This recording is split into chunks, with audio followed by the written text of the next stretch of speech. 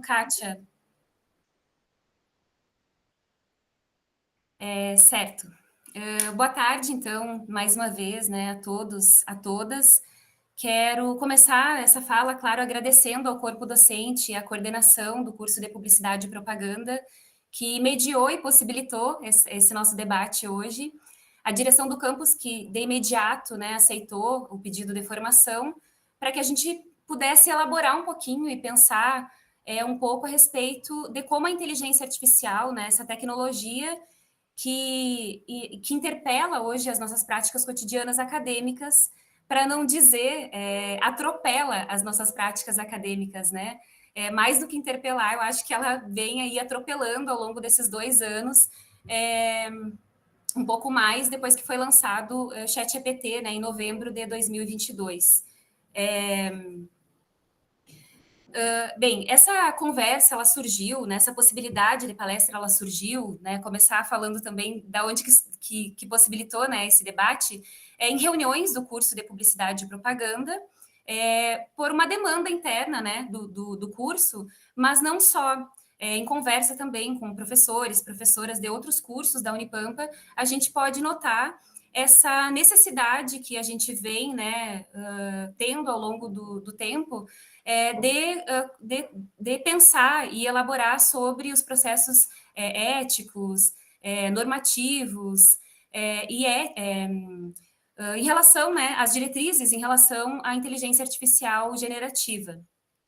E eu gostaria também de mencionar uma situação que, para a gente pensar para além do campo dos campos da Unipampa, que eu tive uma oportunidade de conversar sobre inteligência artificial numa conversa informal, né, com outros professores de outras universidades, no Interconsul, que é um evento importante da comunicação, e numa conversa informal, onde estavam professores, uma professora da USP, da UFRJ, da FURG, da UNO Chapecó, e em algum momento, eu perguntei, né, qual que eram as diretrizes ou de que modo que eles estavam trabalhando, assim, nos seus cursos, né, com inteligência artificial mediante esses desafios que a gente tem aí enfrentado de produção científica e acadêmica com essas linguagens, né, de programação natural.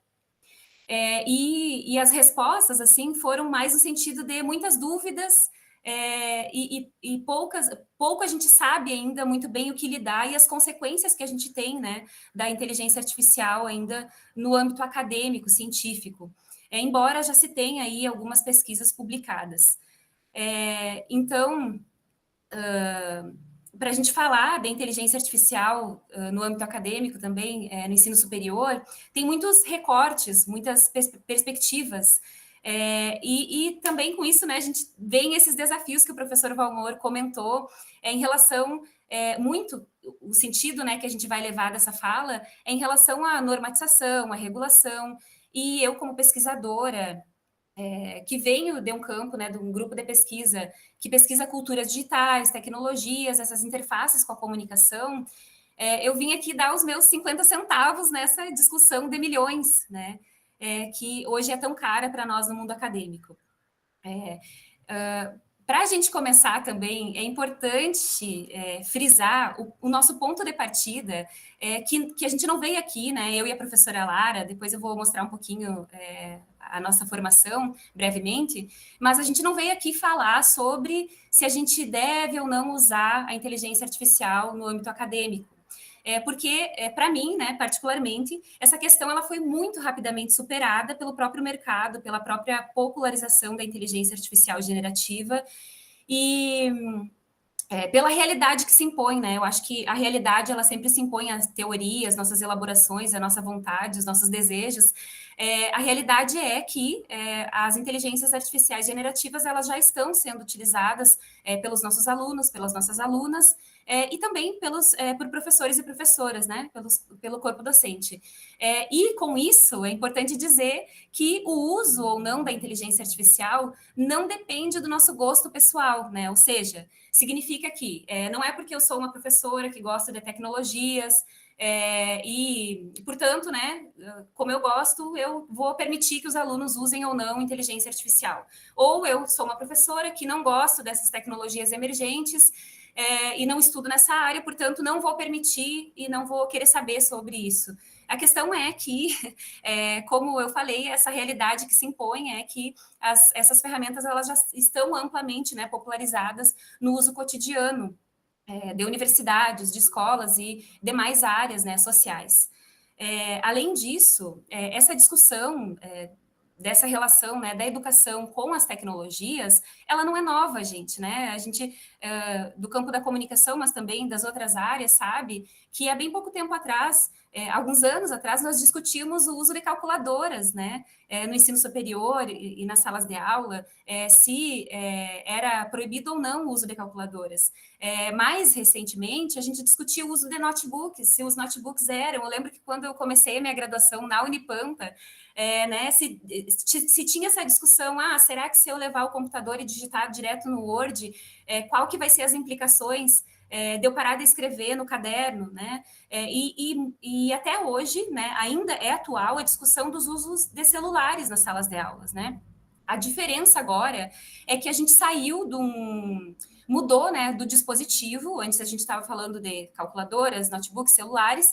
A gente mudou do dispositivo para a ferramenta, e que é essa ferramenta de inteligência artificial, que inclusive ela está, né, em todos os nossos dispositivos eletrônicos, está no notebook, está nas calculadoras, está nos celulares, né? Mas também há pouco tempo atrás, e é o que de certa forma, também mobilizou assim diretrizes em relação ao uso de textos copiados, a plágio, a textos copiados do Google, né? A gente já tem muitas normas que falam sobre o uso de textos copiados como plágio, copiados direto do Google. A diferença também é que agora, né, o Google, como esse recurso, essa ferramenta, assim como uma inteligência artificial, a diferença é que a inteligência artificial nos dá prontos textos, né? Antes no Google eu tinha que ali fazer um afunilamento, uma seleção de links. Eu ainda tinha o trabalho de clicar nos links, né, de selecionar o material que eu queria, recortar o material que eu queria. Agora não. Agora com as inteligências artificiais, esse texto ele é completamente pronto, né? Ele é dado.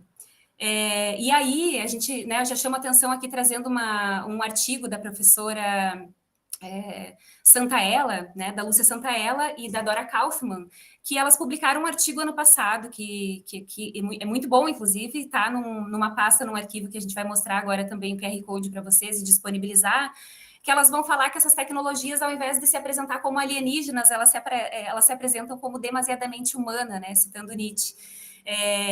Isso porque elas vêm de uma estrutura organizada por programação de linguagem natural e por redes neurais artificiais, né?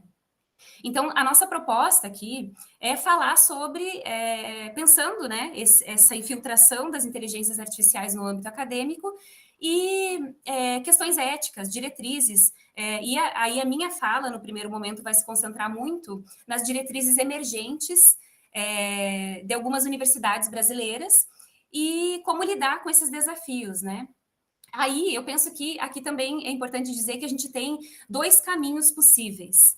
Quer dizer, devem ter mais de dois caminhos, mas a minha proposta, né, é que a gente pense a partir desses dois caminhos.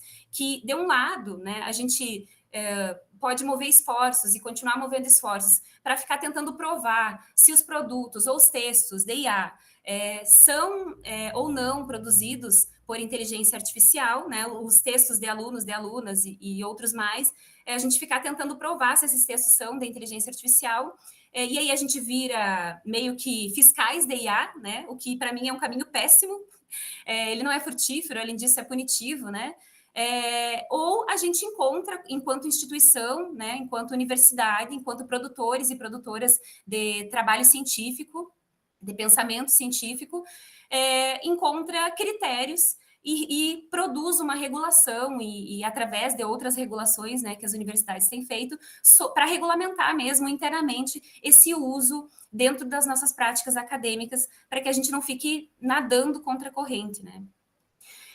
Bom, dito isso, é necessário assim que eu preciso fazer três apontamentos gerais sobre inteligência artificial também, para a gente entender um pouco mais depois as diretrizes que são feitas, né, em relação aos materiais que eu vou trazer.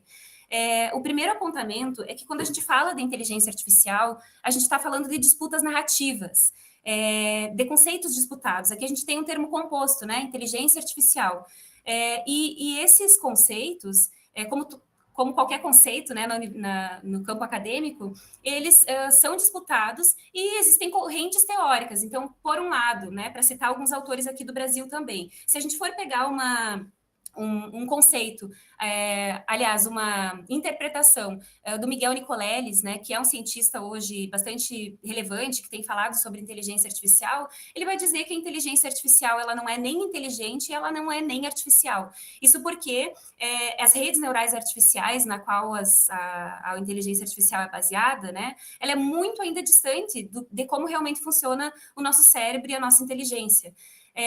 E ela é artificial porque ela só é feita, produzida, organizada, treinada a partir de muitas mãos humanas, né? Então, por isso que ele vai dizer que ela não é nem inteligente nem artificial. Mas se a gente for pegar a Lúcia Santaella, por exemplo, nesse livro aqui, depois eu vou mostrar ele melhor, ele está num dos slides. O título do livro dela, né, é A Inteligência Artificial é Inteligente? É uma pergunta. E ela começa o livro dizendo: olha, se vocês vieram aqui ler esse livro com uma determinação, com uma afirmação de que a inteligência artificial não é inteligente, então vocês vieram no lugar errado, pode abandonar a leitura, porque ela vai dizer e considerar outras inteligências coexistentes com a nossa, né? Mesmo que ela reconheça essa diferença que há entre as inteligências, né? Então, esse é um apontamento importante. Quando a gente está falando de inteligência artificial, nós estamos falando de disputas narrativas e de conceitos disputados dentro do campo acadêmico e de diferentes áreas de estudo, né? Outra questão muito importante para nós, acadêmicos, né, cientistas, produtores de conhecimento, é que a gente, muito rápido, de forma coletiva, aderiu aos termos de inteligência artificial. Tem um autor também que, para nós que estudamos culturas digitais, é bastante caro, que é o Pierre Levy. Ele vai dizer que esse termo, inteligência artificial, ele tem um artigo publicado de 2022 e um de 2024, que ele vai falar sobre isso. Também está no arquivo, na pasta que a gente vai disponibilizar. Ele vai dizer que esse termo, né, inteligência artificial, ele é um termo mercadológico e até publicitário, né, encontrado por esse mercado hoje de IAs que facilmente se popularizou, é um termo bom, um termo pegajoso, né? Ele poderia muito bem ser aprendizado de máquina profundo, ou poderia ser qualquer outro associado a esse tipo de tecnologia. Mas o que pegou foi a inteligência artificial. E aí o que ele vai nos falar é que muito rápido a gente mesmo esses termos, sem pensar muito como funciona. E eu acho que esse é um chamado também para nós do campo científico, independente do campo acadêmico, a gente vai ter que se ligar do que se trata quando a gente está falando, né, de inteligência artificial, e também as recomendações que está nas diretrizes e que está nos outros materiais que eu vou trazer. Então, quando a gente está falando de inteligência artificial, a gente está falando de aprendizado de máquina, mas a gente está falando de uma técnica de aprendizado de máquina, que é o aprendizado de máquina profundo, e de redes neurais artificiais que são programadas com programação de linguagem natural. A linguagem natural significa que é baseada na nossa linguagem, né, na linguagem humana, e que elas possuem uma alta dimensionalidade. Essa alta dimensionalidade significa que são algoritmos de aprendizado de máquina que conseguem trabalhar com uma quantidade de dados exorbitantes que nós não conseguimos, né, que nós humanos não conseguimos. E consegue também num curto período de tempo e espaço. Espaço porque ela ocupa material também, eu já vou falar sobre isso. Nessa modelagem algorítmica, tem uma questão muito importante que a Dora Kaufmann vai chamar atenção no artigo dela, que eu acho bastante relevante também para nós no campo da ciência, que é o problema do que é chamado no campo da computação, um problema de de interpretabilidade ou caixa preta, como é chamado, né, como é conhecido esse fenômeno algorítmico. O que significa isso? Que quando os algoritmos, eles estabelecem uma correlação, porque as respostas que são dadas para nós são feitas através de correlações de dados, essas respostas elas não são perceptíveis ou elas não são explicáveis, até mesmo pelos humanos que as treinaram. Eu acho que esse é um ponto importante para nós. É o que a Dora Kaufmann vai chamar de produção inédita. Porque mesmo quem treinou os algoritmos com todos os seus vieses, com bancos de dados disponíveis, mesmo essas pessoas que treinaram e que entendem sobre isso, elas não conseguem explicar como que os algoritmos de aprendizado de máquina profundo estabeleceram determinada relação para dar tal resultado. Isso é uma coisa importante, é o que é chamado de problema da interpretabilidade ou caixa preta.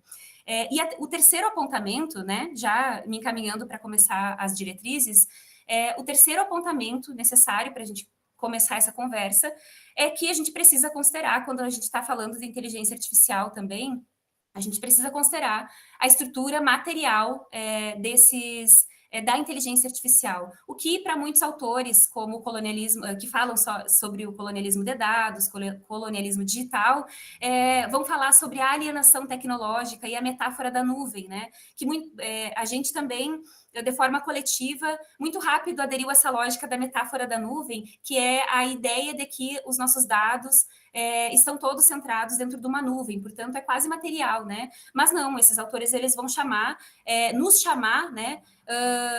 Mostrando como esses dados, eles são muito materiais, né? Eles uma quantidade enorme de dados e que é acumulado dentro de grandes centros de processamento de dados e que hoje produz para nós no mercado econômico e tecnológico uma grande disputa entre as big techs, né? Então, e também produz muitas outras questões em relação ao meio ambiente, né? Produz um consumo de água enorme, um consumo de energia elétrica enorme, a produção de CO2, né? De dióxido de carbono. Então, tem uma série de consequências para a gente pensar também essas implementações, né? E como a gente vai lidar também com isso a curto, a médio, a longo prazo. Bom, dito isso, eu vou colocar aqui, eu vou sair agora aqui da tela do Meet e vou colocar na apresentação para eu poder passar e passando os slides. Então, se alguém quiser comentar alguma coisa, aí vai ter que me chamar, porque eu não vou ver aí no chat.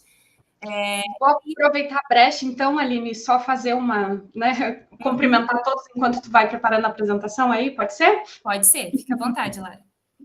Boa tarde, gente, tudo bem com vocês? Eu aproveito só essa brechinha aí da Prof. Aline para cumprimentar os colegas aí do Campus São Borja, do Campus São Gabriel. Eu sou a professora Lara Tim César, junto com a professora Aline, então a gente vai conduzir esse processo de mediação, né, de diálogo sobre essa fala tão importante que a Prof. Aline também já está trazendo toda uma contextualização, entender um pouco mais, né, sobre o que a gente está falando quando fala em inteligência artificial. Já vamos aproveitar e vamos falar da formação, então, Aline? Isso, acho que é exatamente esse momento. Perfeito. Então, já vou começar. Eu acho que um ponto principal, assim, que a gente até escolheu se apresentar, para vocês conhecerem, claro, os nossos rostinhos aqui, mas principalmente para falar que nós somos egressas, né, do campus São Borja, nós somos publicitárias formadas pela Unipampa, então é um prazer muito grande estar aqui conversando com vocês, falando com vocês nesse momento, é um prazer muito grande estar fazendo esse encontro, né, e falando sobre uma temática tão cara a nós e trazendo os nossos 50 centavos, né, como a Prof. Aline falou. Eu tenho a formação em pedagogia também, né, eu sou doutoranda atualmente em comunicação, embora não estude com intensidade a inteligência artificial, eu estudo o ensino de publicidade, então a gente acaba não escapando, né, de não só essas interpelações, mas esse atropelamento, como a Prof. Aline falou, né, da inteligência artificial. Tenho um mestrado em comunicação também pela Universidade Federal de Santa Maria, o MBA em Planejamento e Gestão Estratégica de Marketing, e hoje eu estou como professora substituta, então, dos cursos de jornalismo e publicidade e propaganda da Unipampa do Campus São Borja. E acho que é muito válido a gente trocar essa ideia e fazer desse momento um momento de diálogo, porque essa foi uma demanda, assim como a Prof. Aline trouxe, né, que a gente sentiu na prática, que a gente sentiu e sente todos os dias, né, em sala de aula, e que a gente resolveu, enquanto docente, trocar ideias, figurinhas, enfim, né, sobre essas experiências, sobre o uso, as apropriações, o entendimento, a compreensão da inteligência artificial na pesquisa, no ensino, na extensão, em todos esses âmbitos do campo científico, né, do campo, enfim, do ensino. E aí a gente vai fazendo todas essas apropriações com esse sobrevoo, e a gente fez essas escolhas, né? A Prof. Aline trouxe isso muito bem, mas é importante a gente tratar isso com vocês, que por mais que seja uma área muito complexa, multidimensional, multidisciplinar, né? Que aborda várias áreas, várias questões, a gente foi fazendo escolhas para fazer um sobrevoo e principalmente trazer essas dimensões e diretrizes das universidades para vocês, e o que permeia também a nossa prática docente. Né? Então, a gente vai fazer esse sobrevoo e pousos em algumas questões que são caras ao nosso papel docente. Aí deixo contigo também, Aline, para continuar, e depois da fala da Aline eu vou fazer um relato também, uma fala mais destinada aos usos indevidos da inteligência artificial e como que a gente pode aplicar essas diretrizes também, que a Prof. Aline vai falar, em sala de aula, né? E a gente pode conversar um pouco mais sobre isso. Contigo, Aline. Obrigada, Prof. Lara. Que vai, então, na sequência, eu vou apresentar as diretrizes, agora eu vou mostrar as perguntas, e depois a Prof. Lara segue. Bom, aqui, então, brevemente, como a título, né, mais de apresentação, nós duas somos egressas do curso de Publicidade e Propaganda e retornamos como professora, isso é sempre um motivo de orgulho, assim, para mim, também comentar, né, sempre tá mostrar como a gente, né, saiu da Unipampa e retornou da Unipampa, é muito bom. Bem, a nossa fala, então, basicamente ela vai ser guiada, eu só estou arrumando aqui a tela do Meet, que tá na frente do meu conteúdo aqui, desse que está aparecendo aí para vocês, das perguntas. Bem, a nossa fala, basicamente, ela vai ser guiada por essas perguntas, que são 5 perguntas, na última tem 2 juntas, né, acopladas. Eu vou trabalhar nas perguntas 1, 2 e 3, e depois a Prof. Lara vai trabalhar nas perguntas 4 e 5, nessas 5, então, que tem 2 questões aí muito importantes e bastante relevantes para a gente pensar diante desse cenário, né, que nós vivemos hoje das tecnologias de inteligência artificial. Aqui, para quem quiser ir pelo celular ou tirar um print e acessar pelo computador, o QR Code vai levar a uma pasta no Drive com alguns artigos e com as diretrizes que a gente está trazendo hoje aqui. Eu vou falar para vocês como é que foi feita essa busca logo em seguida. Bem, esses 2 livros que eu estou mostrando aí para vocês são esses que eu mostrei, né? Tenho o da Lúcia Santaella e o da Dora Kaufmann também, que são referências, né, para pensar inteligência artificial hoje no Brasil, 2 mulheres referências pensando essa área. Especialmente para Dora Kaufmann, quando a gente está falando, né, de inteligência artificial, nós estamos falando de uma tecnologia de propósito geral, que significa o quê? Que outras tecnologias de propósito geral mudaram o mundo. Mudaram o mundo no sentido econômico, simbólico, material, na indústria criativa, especialmente na indústria criativa para nós, né, com a inteligência artificial, ela transforma muitas e quase todas as práticas, né, talvez todas. Só para a gente ter uma ideia, assim, o que a Dora Kaufmann vai falar de outras tecnologias que foram de propósito geral foi o carvão na Revolução Industrial, a energia elétrica, a luz elétrica e a computação nos anos 90.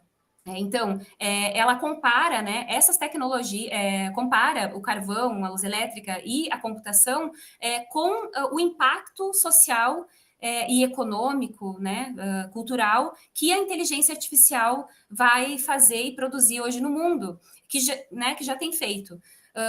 Então, isso que significa quando a gente está falando, né, dessa inteligência artificial que a gente está falando, de propósito geral, então, que é o que muitos autores e autoras, estudiosos da área, né, professores, cientistas, têm falado, que ela é uma tecnologia que vem para impactar e, de fato, para mudar, alternar muitas práticas em todas as áreas, né, da sociedade, assim, não é apenas uma ou duas áreas, ela impacta todas as áreas.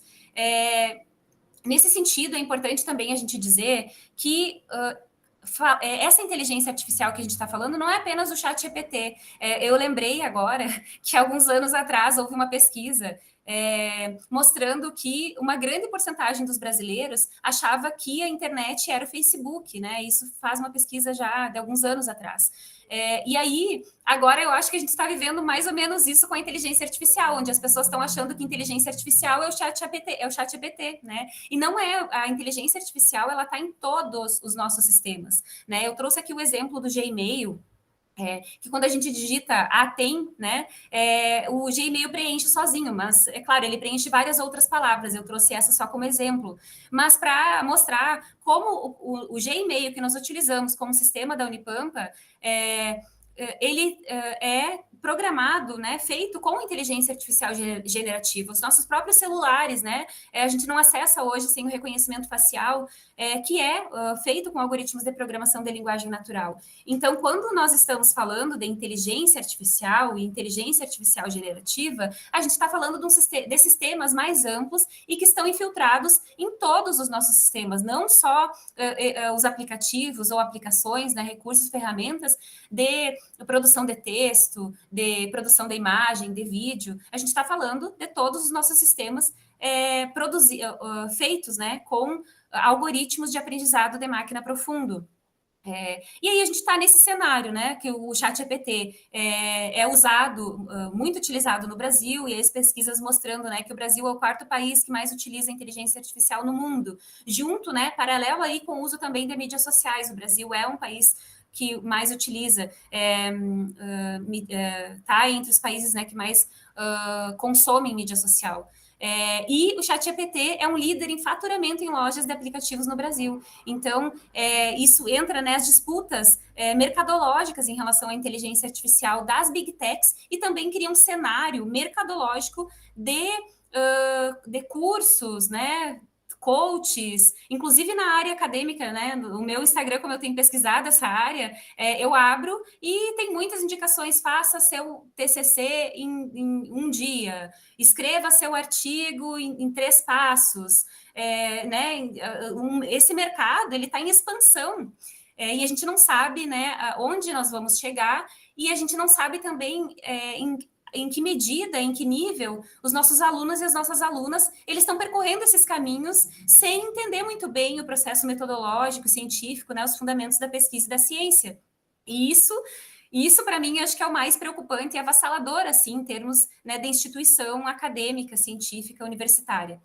E aí a gente tem esses dados também, né? 7 a cada 10 estudantes já usam IA em suas rotinas de estudo. Estudos revelam que IA já está sendo utilizada no ensino superior, né? Um aumento de 2023 para 2024. E esse ano deve ter aumentado mais ainda, né? Eu trago essas pesquisas, né? Essas imagens, mais a título da gente pensar assim como já é um fato consumado, né? O que a gente está debatendo aqui. Por isso que a primeira coisa, né? Uma das primeiras coisas que eu comentei a discussão de se a gente vai ou não utilizar a inteligência artificial, ela já está ultrapassada. O que a gente deve pensar agora mesmo é nos caminhos institucionais de diretrizes éticos e responsáveis desse uso que já está sendo realizado de forma desregulada, né, por nós na instituição. Por que nós precisamos falar sobre inteligência artificial no ensino superior? Aí eu trago o nosso PDI, né, o Plano de Desenvolvimento Institucional, que vai de 2025 a 2029, que ele prevê inovação pedagógica utilizando essas novas ferramentas, incluindo inteligência artificial, né, de maneira ética e responsável, pensando, né, diretrizes.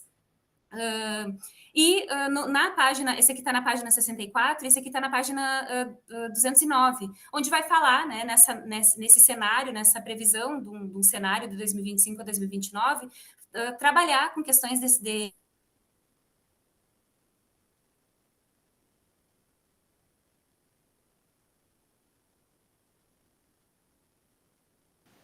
Foi a Aline que travou ou foi eu? Tá. Acho que é a professora Aline mesmo, que aqui está passando normalmente. Acho que foi a Aline mesmo. Só aguardar um pouquinho, gente.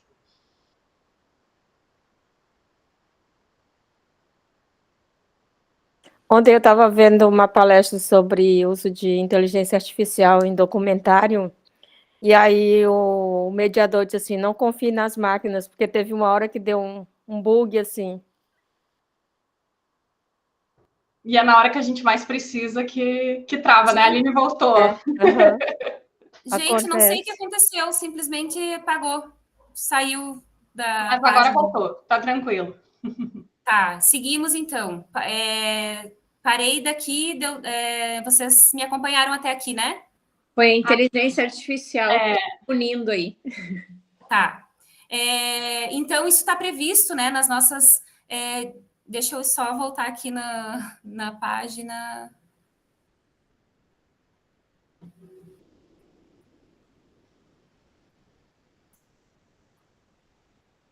Aqui, para eu poder passar.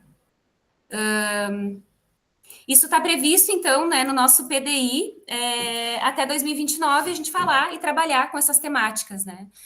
E aí, trazendo um pouquinho, né, mais da Santa Ela, num artigo que ela vai falar sobre por que é imprescindível um manual ético para a inteligência artificial generativa, ela diz que no campo da educação, ela e muitas outras, né, que eu estou trazendo um exemplo dela, mas ela vai falar que proibir é o pior dos caminhos que a gente tem a fazer, né? Isso significa se alienar um problema que já existe, que já é real entre nós, e que o caminho mais correto seria a gente conhecer, se informar, conhecer, experimentar e avaliar para melhor agir diante dessas tecnologias. Nesse artigo aqui, que é a Inteligência Artificial na Educação, os desafios do ChatGPT, eles apontam, os autores, a autora e o autor, eles apontam alguns principais desafios, assim, para a gente pensar, que eles vão falar, né, sobre a ocorrência de transcrições literais dos textos, paráfrases e apropriações de ideias sem referência à fonte, além de ser comum a ausência de pensamento divergente, né, porque essas máquinas, elas são treinadas, como Levi vai falar, elas são treinadas com algoritmo semântico e simbólico, né? Então, e elas são treinadas para evitar o conflito, então elas são muito pouco divergentes, e a gente consegue perceber isso em textos feitos com inteligência artificial, né? E frases muito genéricas, o que é mais comum desses textos produzidos por inteligência artificial. Quando a gente está falando dos desafios também, a gente está falando do plágio mascarado, da falta de senso crítico, entraves criativos, atrofias epistêmicas, desinformação, os vieses discriminatórios, né, especialmente de raça, de gênero, e a alucinação, aí, que é um termo da ciência da computação, a Prof. Lara depois vai falar um pouquinho mais também sobre isso. Quais que são algumas problemáticas, assim, com base nesses materiais que eu li, quais que são as principais problemáticas, e aí, é claro, vocês vão poder apontar talvez outras, assim, além dessas, mas as centrais, assim, que eu vejo para nós no campo da ciência, da universidade, é a eliminação do tempo no processo de elaboração teórica e analítica. Por quê?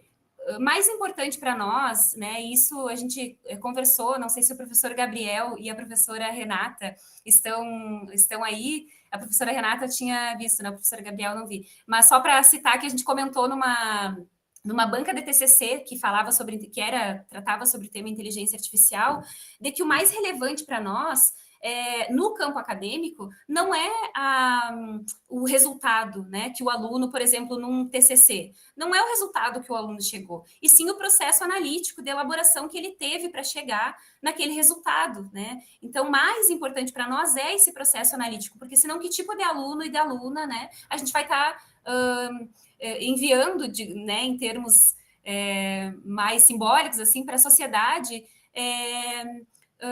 com alunos que, né, vão pensar a partir dessas máquinas. Então, esse é um grande problema, e aqui eu estou falando isso não porque estou negando o uso, né, que não é para a gente usar, pelo contrário, a minha fala no sentido de que a gente deve usar de uma forma responsável e ética, e para isso a gente precisa pensar de forma coletiva diretrizes institucionais para regular esse uso, né? E aqui esses são os grandes riscos para nós na academia. Então, a generalização da pesquisa, a médio e a longo prazo, a validade e necessidade de trabalhos como o TCC, impacto na formação dos pesquisadores e pesquisadoras das pós-graduações, e, a longo prazo, uma perda de relevância social da universidade. Né, se a gente não conseguir pensar e elaborar sobre isso de uma forma ética e responsável. Claro que aqui são algumas problemáticas, mas é claro que tem muitas outras, assim, que uma delas também que me preocupa bastante é o tempo da frustração do conhecimento, que, né, todo mundo aqui já realizou pesquisas para estar aqui, né, e na pesquisa, quando a gente está realizando ela, tem o tempo da frustração, que é o momento que eu identifico que eu não sei, os limites da onde eu sei e da onde eu não sei, e isso acaba impactando muito, né? O uso dessas ferramentas acaba impactando, então, quando não há esse tempo para o não saber, né? Tudo eu coloco ali e já vem uma elaboração pronta. Claro, né? Isso dá muitas discussões, mas são alguns apontamentos que a gente pode começar a pensar. Aqui, agora... Desculpa te interromper, mas antes de tu iniciar as diretrizes, volta um pouquinho ali nessas principais problemáticas. Se alguém identificou outra, né, sentiu alguma outra problemática nesse sentido, compartilha com a gente aqui no chat, até para a gente conseguir gerar algum tipo de diálogo depois, né? Se vocês sentiram algum outro tipo de vivência, né, de problemas nesse sentido, compartilha com a gente aqui no comentário, que eu já vou registrando enquanto a Aline vai dando continuidade na fala, que a gente já vai, né, ingressando com essas questões junto com as nossas trocas. Seguimos. Aqui, então, eu vou começar a apontar quais que são as principais diretrizes no ensino superior no Brasil, a partir de 4 universidades brasileiras. E aqui, confesso para vocês que a busca que eu realizei foi no Google, para encontrar essas 4 universidades. E eu achei que ia encontrar diretrizes, guias, manuais específicos sobre o uso da inteligência artificial de mais universidades. Tanto é que depois eu fiz buscas mais específicas. Guias e manuais de diretrizes da URGS, guias e manuais de diretrizes da Unipampa, guias e manuais de diretrizes da PUC-RS, né, tentando achar da UFSM, tentando achar de universidades aqui do Rio Grande do Sul, e não achei. O que eu encontrei foi muito palestras, abas específicas em sites, mas não uma regulação institucional da universidade. E aí o que eu encontrei foram poucas, né? Essas sintetizadas nessas 4 que eu localizei aqui. Pode falar, prof. Alguém levantou a mão, acho, né? Sim, foi a Sara. Oi. Não, é só para ser justo que a Unipampa tem um GT, né? Tem um grupo de trabalho que está trabalhando, né, numa diretriz, né, que possa orientar. Então, a gente não tem ainda um guia, mas pelo menos já tem algum, né? Porque foi feito, acho que no semestre passado, uma pesquisa, né, para quem que usava, como que usava e tal. E aí tem um GT, né, que está trabalhando sobre isso. Então, acho que em seguida a gente vai ter, né? O que eu acho que é bem importante mesmo para a gente. E aí, eu acho que tem uma coisa, que a partir das diretrizes fica mais fácil para a gente adaptar para cada componente que a gente ministra, Exato. né? Porque é uma coisa que, claro, uma diretriz não vai para a minúcia das coisas que acontecem em cada componente, mas nos orienta, né? Exato. Que bom, prof. Sara, obrigada por compartilhar. Se tu quiser compartilhar conosco ali no chat também, qual grupo, né, tem pensado e produzido, então, pensado uma diretriz aí mais institucional e oficial da Unipampa, porque a nossa fala é totalmente nesse sentido, assim, para a gente pensar, né, de forma coletiva e como que a gente pode institucionalizar uma diretriz, né, ou melhor dizendo, as diretrizes, para esse uso aí que se encaminhe para um uso mais responsável e mais alinhado também com a prática científica, né? As diretrizes que eu vou trazer, então, a primeira da Cimatec, que é um centro integrado de manufatura e tecnologia na Bahia, que tem um manual, um guia de 2024 e de janeiro de 2024. Acho que nos próximos slides tem o ano. Da UFMG, da PUC Minas e da UFBA, que foi um guia bastante compartilhado agora nos últimos meses, né, o mais recente. O guia, então, para uso de IA generativa elaborado pelo Centro Universitário Senai Cimatec, ele tem 12 páginas e ele foi criado em fevereiro de 2024. Quais que as principais diretrizes que esse guia aponta? Transparência, aí vocês vão observar que a questão da transparência, obviamente, vai aparecer em todos os guias, né, em todos os materiais. Que a transparência significa detalhar em todos os processos produtos ou científicos, acadêmicos, detalhar qual que foi esse uso, como que foi, com qual prompt, né, que é os comandos que se dá para essas tecnologias, com qual... enfim, detalhar, né, de forma transparente todo o uso que foi realizado em relação aos trabalhos e às tecnologias.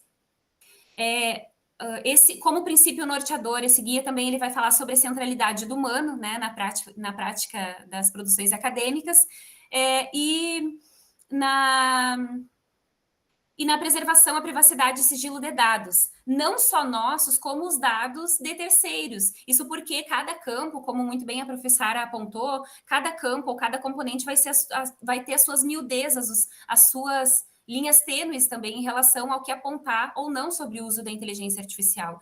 E aí eu vou dar um exemplo para nós do campo da publicidade e propaganda. Nós trabalhamos com uma agência e com clientes, com empresas, né, que nos cedem dados, e às vezes dados sigilosos, para a gente produzir os materiais publicitários. Nesse caso, como que a gente vai lidar, né? A gente vai ter que dar, junto, né, com termos de direito autoral, direito de uso da imagem, a gente agora vai ter que fazer um termo solicitando que a empresa permita que a gente use esses dados em plataformas de inteligência artificial, né? Então, são muitas questões específicas e mais amplas que a gente vai ter que lidar com isso dentro dos campos de estudo, né? As diretrizes gerais que esse guia aponta.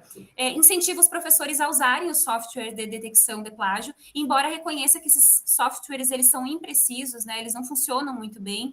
Ontem mesmo eu vi uma pesquisa que mostrava que foi colocado um texto do Tom Jobim e um texto do Getúlio Vargas numa plataforma dessa de detecção de plágio, e esses textos...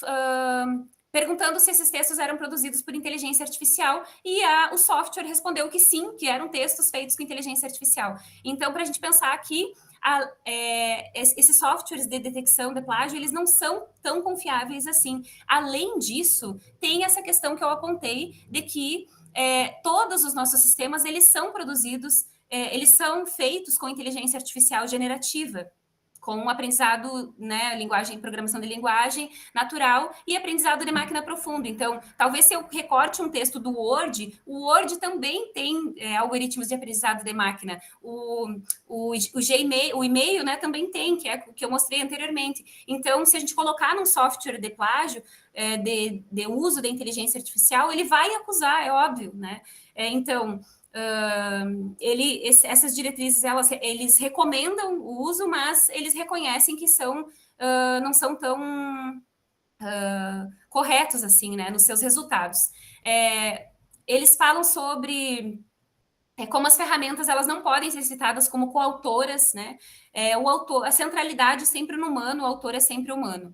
E eles falam sobre os processos de pesquisa e ajustes de escrita acadêmica que são permitidos sob essas condições, que todos os comandos, volta para a questão da transparência, todos os comandos, as perguntas, direcionamentos, prompts, informações geradas, têm que ser descritos, né, na metodologia do trabalho como anexos o material suplementar. Ainda nas diretrizes gerais, eles vão falar como os professores eles devem definir no planejamento de aula e avaliações quais que são os usos permitidos ou não dessas ferramentas, e eles devem primar pela transparência, descrevendo, né, o método de trabalho acadêmico e quais e como essas ferramentas foram utilizadas na pesquisa. Aqui, nesse material, nesse guia, tem um quadro de referência de como utilizar num trabalho acadêmico como citar, no caso, né? Mencionar como que foi usada, qual versão, a data, objetivo e qual comando que foi dado. Aqui a gente já parte para as recomendações do uso de IA na graduação e na pós-graduação da UFMG. É um guia que tem 7 páginas e ele foi criado em maio de 2024. As diretrizes são, então, o documento... isso é importante nesse documento, porque a primeira coisa que eles falam é que essas diretrizes elas foram pensadas a partir de uma comissão própria para isso. Eles criaram uma comissão institucional sobre inteligência artificial e apresentaram as propostas das diretrizes gerais. Essa comissão entende que a mera criação de restrições para o uso de IA não é o caminho, né, produtivo, como eu já mencionei anteriormente. Quais que são os valores fundamentais, então, para a UFMG? A transparência, que, como eu falei, vai aparecer em todos os guias, a privacidade e proteção de dados, e a justiça discriminatória. Eu acho que esse é um fator que se diferencia do anterior, do guia anterior, porque nesse aqui vai mencionar o fato de que nem todos os alunos e alunas vão ter as condições iguais para acessar essas tecnologias, e que também a gente precisa considerar os vieses dessas máquinas, né, que não são transparentes, que são opacos e que possuem seus vieses de gênero, de raça e outros mais. As indicações, as recomendações de inteligência artificial no ensino solicitam, né, que os trabalhos eles devem ser fruto dos estudantes e não uma mera cópia integral ou parcial dos trabalhos. As ementas devem ser transparentes na explicitação do que e como se deve usar a inteligência artificial. Devem ser explicitadas a motivação para o uso de IA nos trabalhos, não só descrever, mas por que foi utilizada, e incentivar a discussão em sala de aula sobre direitos autorais, vieses discriminatórios, privacidade, exclusão digital e desinformação. Para as pesquisas, essas recomendações elas orientam que a necessidade de transparência, né, explicando como a IA foi usada, refletindo criticamente esses riscos, avaliar com cuidado os resultados produzidos, porque as máquinas elas erram, né, elas dão resultados enganosos, o que é conhecido no campo por alucinação, e tratar como outras fontes de informação, citando, quando for o caso, né, a inteligência artificial. Identificar em artigos e relatórios técnicos as etapas do processo em como a pesquisa foi realizada. Outras indicações que a UFMG vai fazer é que a instituição, né, deve, então, preparar professores de forma crítica e ética para esses sistemas de dados, realizar seminários, eventos, atividades de letramento, estimular pesquisas no uso de IA, e criar uma comissão permanente de governança de IA com uma composição multidisciplinar e multissetorial. Essas são as indicações da UFMG. E aí eles concluem com o papel das humanidades na era da IA, que também é o diferencial em relação aos outros que eu trago para a gente pensar. Eles falam sobre a conscientização, sobre o valor da linguagem humana para evitar a redução e o apagamento da diversidade linguística, que é um dos desafios de toda instituição acadêmica diante do avanço dos chamados, né, grandes modelos de língua. Que há um risco maior de homogeneização nas produções culturais e uma redução da diversidade. Aqui, então, a gente traz o Código de Integridade Acadêmica no uso do ChatGPT e outras formas de IA generativa pelo Programa de Pós-Graduação em Educação da PUC Minas. Ele possui 8 páginas e ele foi criado em julho de 2024. Nesse manual, eles vão trazer parâmetros para pesquisador, pesquisadora, docente, estudante, vão falar que esse uso ele deve estar ancorado na concordância do orientador e da professora em sala de aula, acordado isso com os alunos e com as alunas, de forma explícita na metodologia. Ele vai ser, né, agora tem umas repetições assim que óbvias em relação a esse uso, né, responsável e ético. Chamando atenção, né, para a transparência, para os momentos que for utilizada a inteligência artificial serem citados, descritos, usados como apêndice, como nota de rodapé e outros mais na pesquisa, de alguma forma tem que ser nomeado e descrito. E aí, um diferencial também dessa indicação é que, em nenhuma hipótese, as conclusões de pesquisa poderão ser geradas com inteligência artificial generativa. Isso não tem nos outros manuais, guias.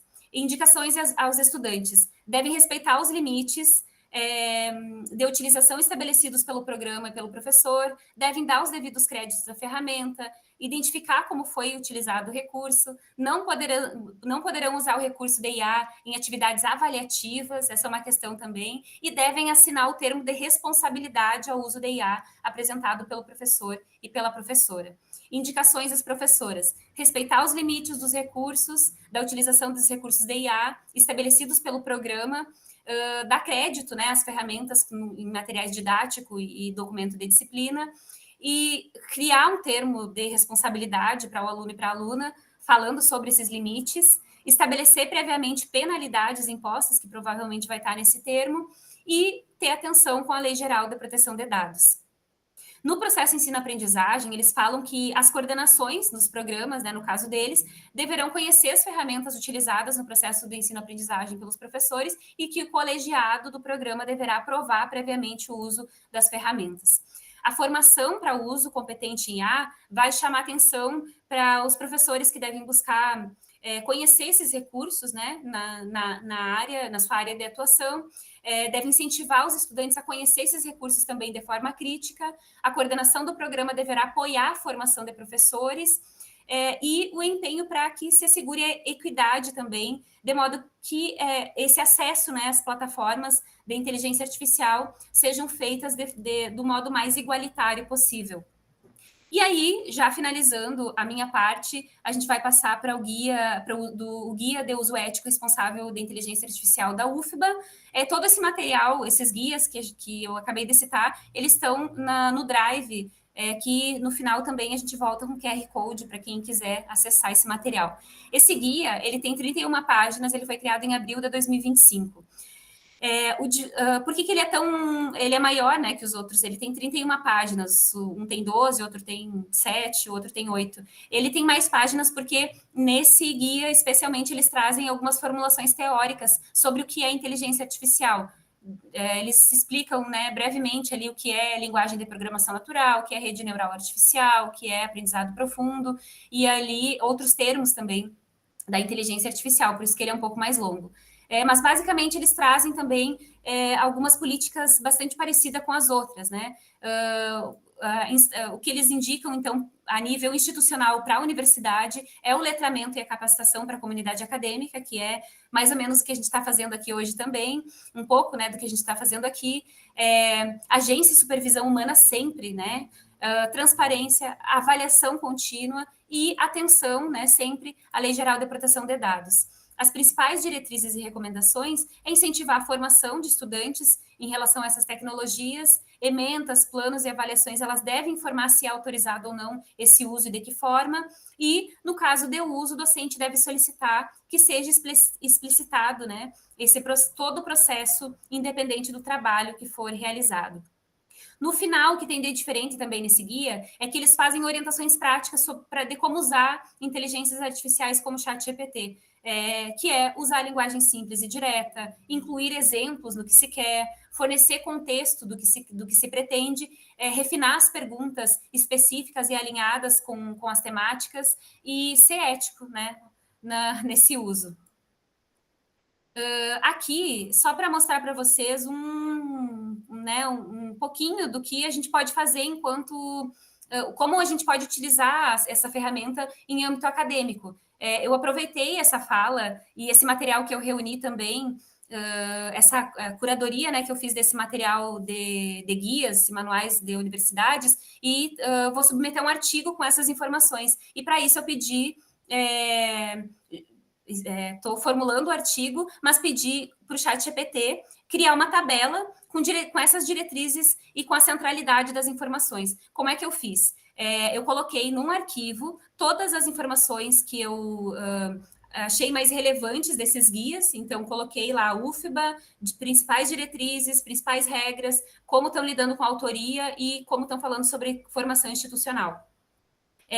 E aí, coloquei num arquivo separado no Word, subi no ChatGPT e pedi para ele fazer uma tabela de acordo com essa classificação: universidade, princípios éticos orientadores, regras de uso, tratamento de autoria e formação de capacitação. E ele me deu aqui uma tabela desse material, né? Uma estruturação feita pelo ChatGPT e uma sistematização feita por mim, no caso. Ele me entregou, mas mesmo assim tinha equívocos, assim, ele misturou umas coisas que não era, e eu tive que arrumar, né? Isso entra sempre o humano, né? O nosso trabalho crítico e humano é sempre acima dessas ferramentas. E aqui é só a título de demonstrar mesmo que existem outros trabalhos. Esse trabalho bastante importante, ele foi publicado no Intercom Nacional do ano passado, que é um livro, né? De três professores, e ele é um guia também, funciona assim como um guia de diretrizes, falando também muito teoricamente, de forma teórica, o que significa, o que é inteligência artificial. Ele tem 62 páginas e ele foi lançado em dezembro de 2024. Nós temos também uma informação da CAPES, que depois eu fui olhar no site, que é não chega a ser um guia, é um texto para discussão, assim como eles chamam, a inteligência artificial na pesquisa e no fomento, desafios e oportunidades. E aí tem está publicado no site da CAPES, mas a CAPES diz que a responsabilidade do conteúdo do texto é inteira do autor, que é o André Brasil. Então, a CAPES não se responsabiliza pelo conteúdo que tem, não é em nome da CAPES, no caso, apesar de estar lá no site. Ele tem 18 páginas e ele foi lançado em abril de 2025. Está lá disponível também no material que a gente colocou. Quais que são as principais diretrizes desse conteúdo, desse texto que está no site da CAPES? Criação de políticas nos programas de pós-graduação, formação responsável de pesquisadores, transparência no processo de pesquisa, compartilhamento de dados e materiais, governança e integridade institucional. E uma frase que achei relevante também colocar aqui, que está nesse material, é que o autor fala: a verdade é que, nem mesmo no ambiente científico, a diferença entre correlação e causalidade é bem compreendida. E essa é uma questão bastante relevante para a gente entender também inteligência artificial, que essas inteligências artificiais, elas funcionam por meio de correlação, o que é muito diferente de causalidade, né? Bem, mas isso seria para um outro momento, né? Não vou me espichar mais aqui. Já concluindo a minha fala, eu trago aqui um material que a gente encontrou também da Unipampa, que ele é uma declaração de uso ou não uso de inteligência artificiais em trabalhos acadêmicos, que numa reunião de conselho do PPG, em educação, em março de 2025, foi aprovado esse documento, que ele é obrigatório e deve ser inserido em todos os projetos de qualificação, dissertação e teses. Aqui tem o QR Code para acessar, ele está disponível em PDF, também em Word, e o Word só pode ser acessado com o e-mail institucional da Unipampa. Bem, da minha parte, pessoal, voltei aqui na tela do Meet. Da minha parte, do material, né, que eu trouxe para nós, é isso. A Profilara vai dar sequência. Espero que, né, eu tenha contribuído aí com a discussão. Agradeço os ouvintes. E aí a gente está abertas depois, né, para a gente conversar um pouco, trocar ideia em relação ao que foi exposto e como a gente deve proceder. A Profissara já nos trouxe boas notícias aí, né, de que diretrizes institucionais já estão sendo pensadas, mas é o caso também da gente pensar diretrizes institucionais para cada curso, né? Nós, enquanto curso, pensar especificidades de cada curso em relação a essas diretrizes. É isso. Muito obrigada, gente. Obrigada, Prof. Aline. Acho que dando sequência aqui, eu não sei, pessoal, se vocês querem dar um intervalinho de tipo 2 minutos, 5 minutos, para pegar uma água, ir ao banheiro, vocês acham importante? Me deem uma Eu acho bom. Pode ser uns 5 minutinhos ou até as 15h10 por aí, só para a gente não demorar muito? Pode ser? Uhum. Isso, acho que sim. Tá, perfeito. Que daí eu começo às 15h10, acho que dá um tempinho para a gente pegar alguma coisinha, ir no banheiro rapidinho, tá bom? Aguardo vocês.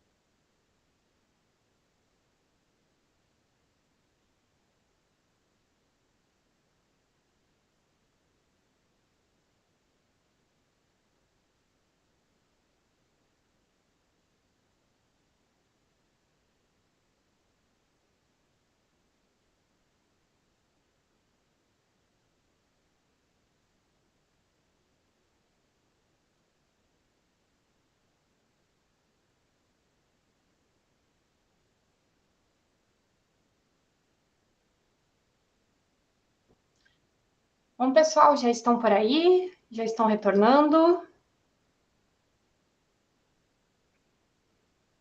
Me deem um ok, que aí já vamos começar. Beleza. Deixa eu só aguardar a Aline de volta aí, para a gente ajustar. Oi? Tu queres que eu apresente, Aline, para eu controlar os slides aqui? Podemos testar? Se tu achar melhor, sim, aí eu paro a apresentação aqui. Deixa eu ver se a gente vai conseguir. Vamos ver.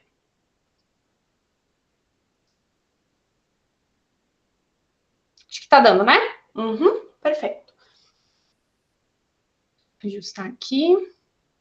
Vocês me escutam bem? Tá tudo tranquilo? Beleza? Então vamos começar. Gente, como né, a brilhante apresentação aqui da Prof. Aline, a gente preparou com muito carinho, né, toda essa fala, e eu acho que essa curadoria extensa, né, que a Prof. Aline fez em relação às diretrizes, ela é muito importante para a gente entender a nível nacional, né, o que está acontecendo, o que as universidades estão pensando e compreendendo, né, a respeito da inteligência artificial e de qual inteligência artificial a gente está fazendo, a gente está né, conversando, entendendo. E aí, a gente veio trocando ideias, né, Prof. Aline, acho que do que a gente podia trazer para vocês, trazer para o diálogo, justamente, e de como aplicando essas diretrizes, né? Como é incipiente ainda toda essa questão de diretrizes em relação à Unipampa, né, em relação à nossa realidade, falando do campus de São Borja também, né, a gente tem começado a se organizar em relação a isso. Tudo é muito recente, a gente está estudando, investigando, se entendendo, aprendendo juntos e juntas, né? Nós, enquanto docentes, enquanto pesquisadores e pesquisadoras, junto com os alunos e alunas também, né? Então, estamos durante esse processo e vamos estar nesse processo de aprendizagem sempre. Então, a gente foi fazendo algumas escolhas, algumas intenções em relação a esse compartilhamento com vocês e esse sobrevoo em relação a essas diretrizes foi muito importante. Então, a gente também quer disponibilizar esse material para vocês, esse material que está resumido, né, essa apresentação, né, em PDF, a gente vai ver como. De repente, acho que vamos colocar no Drive também, né, Aline? A gente baixa em PDF, compacta o material, porque ele está, né, bem pesado, a gente coloca nesse Drive também, que eu coloquei ali o link no chat, a gente tem o QR Code para compartilhar com vocês também, para, de fato, a gente conseguir fazer essa leitura ampla, né, uma leitura sintetizada, e também vocês podem fazer essa leitura mais intensa com todos esses materiais, né, das diretrizes ali nessa pasta que a gente compartilhou com vocês. Visto isso, a gente precisa compartilhar algumas questões com vocês, e como eu fiquei responsável por falar um pouquinho do uso indevido, já que a gente trouxe todo esse aspecto de quais são essas diretrizes, quais que são essas proposições de um uso ético, crítico em relação à inteligência artificial, a gente também quer mostrar um lado de uso indevido. E eu acho que o primeiro ponto-chave que eu queria trazer aqui para vocês é que a gente não vai mostrar software que faz a detecção, que a gente não vai mostrar, assim, uma fala que vai apontar isso é certo, isso é errado, nesse sentido de reproduzir esses dualismos. Mas o primeiro ponto é justamente esse, né? Que o docente ele não tem esse papel de ser um detector de IA, tanto na parte da pesquisa acadêmica, quanto na parte da prática, né, de ensino em sala de aula. A gente não vem com essa proposta, né, essa fala, de fazer todo esse processo de detectar e punir, né? Então, não é nesse sentido de criar esse ambiente de desconfiança. E a gente vem percebendo um pouco isso. Eu senti um pouco isso em sala de aula como aquele tabu ainda, sabe? O aluno ou a aluna ainda não quer falar que usa o chat GPT nas atividades, o professor ou a professora fica com aquela desconfiança. Eu falo que eu usei, eu não falo, fica aquele clima, aquele climão, assim, aquela torta de climão, e a gente não conversa sobre. Então, a gente precisa entender que toda essa discussão, ela tem que ter esse foco pedagógico, e que a gente não está aqui com esse papel de de punir, né? Então, acho que esse é o primeiro foco, o primeiro ponto, assim, que a gente resolveu trazer aqui para vocês para essa discussão. Só que aí, nesse sentido, para a gente entender essas diretrizes que a Prof. Aline trouxe, para a gente entender como ter esses usos, essas apropriações de uma forma ética, a gente precisa saber o que de fato se configura um uso indevido, né? A gente precisa saber o que é não saber usar, ou o que é, de fato, quando a tecnologia está substituindo um processo pedagógico, um processo de autoria nosso, enquanto pesquisadores e pesquisadoras, e também do processo onde a gente está formando pesquisadores e pesquisadoras, né? Então, o uso indevido, de fato, gente, quando a tecnologia vai substituir, né? Ou quando ele vai falsear a autoria. É isso que a gente não busca com o uso e apropriação da inteligência artificial, né? A gente precisa entender esse processo, essa responsabilidade científica do pesquisador ou da pesquisadora. E aí, nas leituras que a gente vem fazendo, a gente tem ouvido e lido muito um termo que chama honestidade científica, né? Honestidade acadêmica.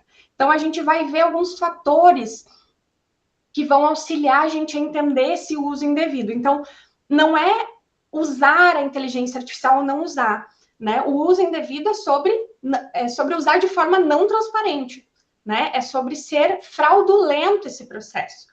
É sobre não dominar toda essa ferramenta e todo esse movimento desse uso, né, da inteligência artificial, seja ela qual for. Aqui a gente vai acabar citando bastante o ChatGPT, justamente pelos motivos que a Prof. Aline trouxe, né, pela frequência de uso, pela acessibilidade também, por tornar uma ferramenta mais acessível.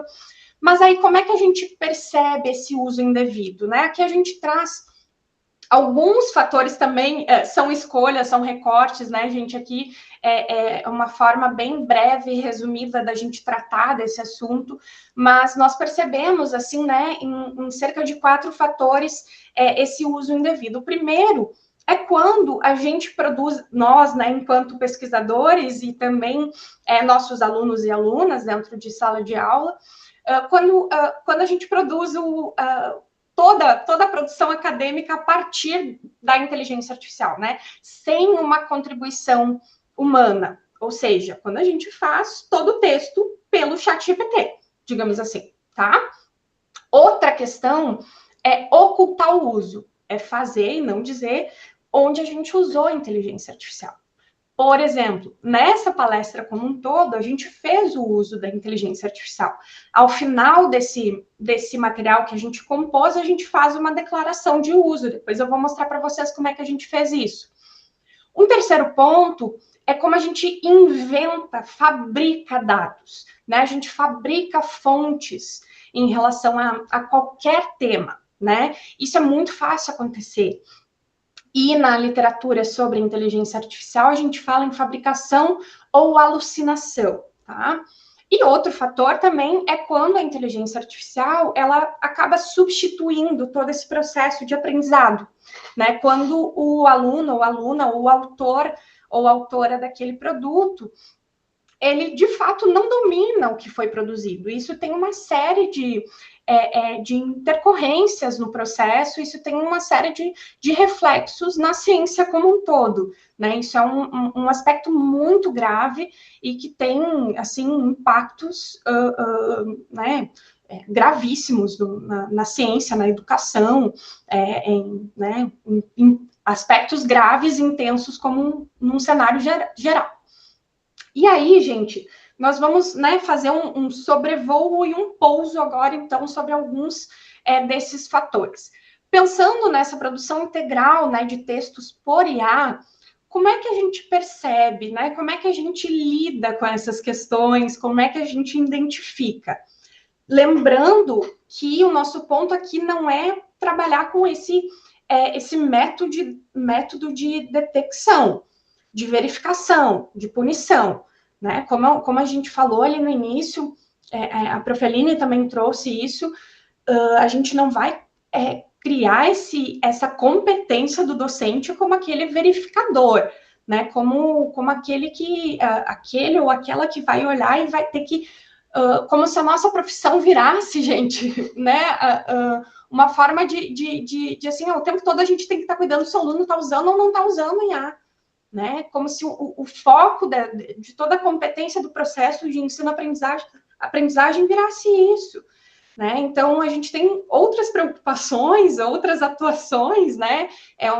O nosso trabalho não é só esse, não é esse, na verdade, né? Então, quando um estudante, por exemplo, né, entrega um texto totalmente redigido, por exemplo, né, pelo ChatGPT, pelo Gemini, por qualquer outra ferramenta de inteligência artificial, sem qualquer revisão, sem qualquer acréscimo, sem qualquer análise própria. Isso acontece, e muito, gente, e com muita frequência. Isso acontece no dia a dia, isso acontece para TCCs, para artigos acadêmicos, né? Em qualquer tipo de produção científica ou acadêmica, isso acontece. Essa é uma realidade dada que nós temos. O que a gente faz com isso, né? E qual que é o problema ético que isso acarreta? Esse trabalho não é fruto de uma elaboração intelectual desse autor ou autora, isso é fato, né? Então, é simplesmente a reprodução dessa ferramenta. Então, como que a gente vai lidar com isso no dia a dia, né? Aqui eu juntei, assim, algumas questões que eu venho percebendo, né? Que eu venho entendendo dentro de sala de aula. E algumas formas de identificar isso, mais uma vez, gente, ressaltando, não nesse sentido de verificar e punir, mas da gente entender isso no processo de ensino-aprendizagem. Como que a gente percebe que aquele texto foi inteiramente gerado pela inteligência artificial sem um software, por exemplo, né? No software a gente sabe, ou nesses detectores que a gente vê na internet, enfim, que tem, ele não é 100% confiável, né? Como a Prof. Aline até deu exemplo. Às vezes a gente coloca um texto, sei lá, o texto da independência dos Estados Unidos já foi detectado que foi feito inteiramente 100% pela inteligência artificial. Mas existem algumas questões que a gente pode entender. E uma delas é quando há uma uniformidade, assim, né? Um estilo que a gente vê que não é o estilo do aluno e da aluna, né? Por quê, gente? Porque a escrita é meio que uma impressão digital, assim, né, do estudante. E se a gente vai acompanhando sempre o processo, né? A gente vai conhecendo o aluno e a aluna, a gente vai entendendo como que ele vai lidando com aquela temática, com aquele determinado conteúdo, qual que é o nível de aprendizagem. Então, a gente tem noção, mais ou menos, dentro dos limites e potencialidades também, né? Lara, é muito fácil falar que a gente pode fazer isso, mas eu lido com uma turma de mais de 30 alunos e não consigo acompanhar cada desenvolvimento individual, né? A gente tem, né, claro que certos limites em relação à nossa atuação dentro de sala de aula, mas algumas coisas que são extremamente uniformes, né, que não tem uma variação de ritmo, que tem ausência de marcas pessoais na escrita, né, que dá uma certa frieza, sabe, na escrita, possivelmente é feito pela inteligência artificial. Quando o texto é muito certinho, né, muito, muito certinho, mas ele é superficial, ele não explora contradições, ele tem exemplos que são fora do contexto brasileiro, né, que são que fazem associações, assim, principalmente fora da nossa realidade, ou também, gente, quando está extremamente adequada ao que foi solicitado na atividade, porque o que acontece? Às vezes a gente elabora um enunciado de alguma atividade e os alunos e alunas, recorrentemente acontece isso, desse enunciado virar um prompt, né? Que um prompt é um comando na inteligência artificial. Do próprio enunciado, eles copiam e colam na ferramenta de inteligência artificial. Então, se tu pede uma escrita acadêmica com, né, uma introdução, faz todo uma atividade mais destrinchada do que a gente precisa desenvolver naquela disciplina, naquele trabalho, ou enfim, aquilo acaba virando, o enunciado da atividade acaba virando um prompt, então ele fica extremamente adequado àquela atividade, né? Então a gente precisa saber reconhecer de fato se aquilo está muito adequado ou não, tá? Quando existe muita generalização também, né? Mas uma generalização que não é muito aberto e não aprofunda, né? Quando fala assim, ao longo da história é importante destacar e não traz alguma ligação de fato com aquilo que vocês viram em sala de aula, né? Que vocês deram exemplos em discussões, às vezes até quando a gente trata, por exemplo, de TCCs, né? Coisas que vocês discutiram entre orientadores e orientandos, né? São coisas muito, muito fora da realidade. E outro ponto que é extremamente importante é quando há referências suspeitas, né? A gente já encontrou, já lidou muito com TCCs, com muita referência em inglês, estrangeiras, o que não tem problema nenhum, mas que a gente sabe que o aluno ou a aluna não se apropriou de fato da obra, né? Então, a gente faz todo um processo de verificação e de conferência, né? Se essas referências elas estão sendo utilizadas no texto, né? Se elas fazem parte daquela temática, né? Então, a inteligência artificial ela pode gerar essas referências, né? Pode trocar as datas, ela pode, enfim, passar por processos de alucinação, fabricação, que eu vou falar um pouquinho mais tarde. E quando não tem, né, lapso nenhum, contradição nenhuma, digressão nenhuma, que geralmente aparece na escrita humana, né? Então, hoje, por exemplo, eu atualmente corrigindo textos, escritas, trabalhos de alunos e alunas, eu fico contente quando eu vejo erros, assim, né? Me alegra ver, às vezes, marcas de escrita humana, porque a gente vê uma linguagem muito fria, assim, muito, sabe, muito dentro dessa lógica, assim, de uma certa uniformidade, né?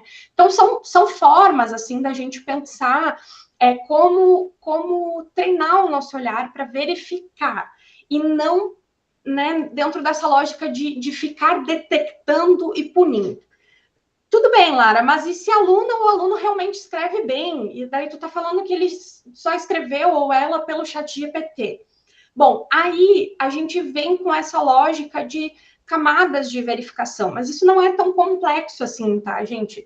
É só a gente ter essa noção de comparar, basicamente, assim, com o histórico desse aluno e aluna, né, desse desenvolvimento do aprendizado, a gente buscar validar essa trajetória do aluno ou aluna, né, da gente não corrigir, fazer correções de atividades, de projetos, de produtos, de forma separada, né, a gente olhar isso tudo como um processo, né, e num sentido de testar, mas não de prova, de testar mesmo um domínio conceitual, né? Isso é muito importante para a gente verificar justamente que se aquele pesquisador, ou pesquisadora, ou aluno ou aluna sabe falar sobre o tema, justificar, reproduzir esse raciocínio que está lá escrito com consistência, isso significa que ele ou ela vai ter competência legítima para falar sobre aquele tema, para escrever sobre aquele tema. Então, se a gente acompanha o processo de escrita, de desenvolvimento do argumento, de produção daquele produto, de desenvolvimento de um projeto, de desenvolvimento de um TCC, de um artigo, a gente consegue acompanhar essa competência, esse aprimoramento, o desenvolvimento dessa competência do pesquisador ou pesquisadora, por exemplo. Agora, se a gente olha só para o produto final, e a gente vê todas aquelas questões ali, né, de um texto sem marca de autoria nenhuma, né, com uma escrita extremamente perfeita, sem lapsos, sem nenhuma questãozinha assim por corrigir, e a gente não olha para o processo, possivelmente algum caso de ocultação, assim, né, de uso de ferramentas de IA, né? Então, a gente precisa olhar para todo esse momento de preparação, tá? E se a gente não detecta tudo isso, não valida tudo isso a partir do processo, a gente tem e gera um grande problema ético e legal. Porque nós estamos lidando com a questão de ocultar o uso de inteligência artificial, né? O que é o ocultar o uso? É não declarar que as partes foram geradas por IA. Às vezes o óbvio, ele precisa ser dito, né, gente? A gente precisa entender o que é o ocultar o uso. A Prof. Aline já trouxe um documento, né, que é obrigatório o uso, então, na Unipampa, para a gente anexar, né, como apêndice, alegando que foi usado ou alegando que não foi usado a inteligência artificial para o desenvolvimento da pesquisa. Então, assim, a gente precisa declarar isso, a gente precisa não ocultar o uso. Por quê, gente? Porque se a gente oculta esse uso, a gente fere a própria transparência científica. Isso é gravíssimo, tá? Porque, metodologicamente falando, na pesquisa, a gente impede de entender e de reproduzir esse processo metodológico, por exemplo. E aí a gente vai reduzir a credibilidade, a confiabilidade, isso no nível micro, na própria pesquisa, isso num nível macro, a longo prazo, na própria ciência, tá? A gente tem o risco de plágio, a falsa autoria, né? A gente tem a violação das normas, de todas essas diretrizes que a Prof. Aline trouxe, né, não só das universidades, mas também, por exemplo, né, dos periódicos, das revistas, né, científicas que a gente, enfim, encaminha os nossos textos acadêmicos. Também eles podem exigir essa declaração obrigatória do uso. E aí a gente tem uma série de consequências para isso, né, como a rejeição, retratação e sanções acadêmicas, tá? Então, a gente precisa entender que a ocultação desse uso é um problema ético e legal. Não só nós, como também os discentes precisam entender a gravidade disso, tá, gente? Isso é muito importante. Se eu não posso ocultar, eu preciso declarar. Como é que eu declaro? Há essa forma de declarar também, né, como um apêndice na pesquisa, e há algumas outras formas de declarar, dependendo do de qual que é o produto, né? Se é um produto, né, um texto acadêmico, se é, por exemplo, um material didático, por exemplo, esse material, né, que vai estar em circulação entre a comunidade da Unipampa, mas o ideal, gente, é sempre demonstrar qual ferramenta, né, foi utilizada, se é o ChatGPT ou qualquer outra ferramenta existente, o Gemini, o Claude, o Copilot, enfim, qualquer uma. A versão, se precisa, né, porque tem umas que têm versões diferentes, principalmente para qual finalidade, se foi para revisão textual, se foi para gerar ideias, né, se foi para montar uma tabela, como a Prof. Aline fez, né, para qualquer indicação de referências, ou enfim, a gente precisa explicar. Foi com essa ferramenta, com essa versão, para essa finalidade, em qual etapa da pesquisa, né? Se foi na redação, na análise de dados, na revisão gramatical. Se foi na análise de dados, às vezes vale a pena a gente colocar isso dentro do próprio protocolo metodológico, por exemplo. A gente pode indicar aos nossos alunos e alunas, quando for fazer o TCC, por exemplo, de colocar, de implementar isso como parte do protocolo metodológico. E quais verificações humanas foram feitas para validar o conteúdo? Porque se foi feita alguma alteração, foi inventado algum dado, a partir da inteligência artificial, a gente tem que ser responsável ou responsabilizado, porque é a nossa responsabilidade verificar todas essas informações. Então, quais verificações humanas foram feitas para validar esse conteúdo, tá? Então, aqui eu coloquei um print para vocês verem que eu pedir para o ChatGPT gerar um modelo de declaração do uso da IA. Acho que vocês conseguem enxergar bem, assim, não sei se está bem legível, mas ele sugeriu um modelo de declaração de IA que dá para adaptar para artigos científicos com base, e aí ele utilizou diretrizes internacionais, políticas editoriais e recomendações já adotadas por universidades brasileiras. Por quê, gente? Porque quando a gente lida com o ChatGPT, a gente tem que munir o banco de dados deles, quando tu faz a própria conversa com o ChatGPT, de qual que é os dados que tu gostaria que ele utilizasse. Então, da mesma forma que a Prof. Aline utilizou os dados que ela gostaria que ele gerasse a tabela ali de síntese, eu também coloquei as diretrizes desses guias, né, que a gente fez a curadoria, para que ele gerasse esse resumo ali desse modelo de declaração, tá? Então, a declaração de uso de inteligência artificial, ó, durante o desenvolvimento desse trabalho, utilizou-se a ferramenta tal, a versão tal, aí coloca a finalidade. O uso ocorreu especificadamente na etapa, daí a gente coloca a etapa, todo o conteúdo gerado pela IA foi revisto, validado e adaptado por, né? E aí a gente pode colocar, inclusive, o nome dos autores, que assumem integral responsabilidade pela precisão, originalidade e integridade das informações. Nenhum dado, interpretação ou conclusão foi incorporado sem checagem humana e referência adequada às fontes originais quando aplicável. Então, só para vocês terem uma noção de um possível modelo, né, que a gente pode aplicar, então, para artigo científico ou qualquer outro produto que a gente possa fazer nesse sentido de gerar a partir também de qualquer movimento a partir das inteligências artificiais. Bom, além de ocultar o uso, tem um terceiro fator, né, desse uso indevido, o fato da gente poder inventar dados ou fontes. E aí, gente, nós sabemos que isso não é uma novidade, isso não é algo novo, e que a gente poderia fazer isso com ou sem o uso da inteligência artificial.